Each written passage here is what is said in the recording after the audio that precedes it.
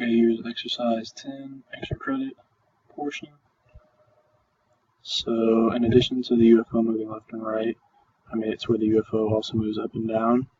So depending on where in the window pane it hits, it'll either go up or down. If it hits the top, it'll start descending. If it hits the halfway point in the window pane, it'll start ascending in addition to moving left and right. And then in the system dialog, whenever you shoot a UFO, it'll say UFO died, just like the original program, but I also added a UFO counter. So anytime you destroy a UFO, it adds one to the counter to keep a running total, similar to how an arcade game would be. So 2, shoot one more down, and UFO died 3, and then I also added a reset button, so that sets everything back to the beginning. And then that also works for the counter. So once I destroy this one, I'll say UFO died, and the counter is reset to 1.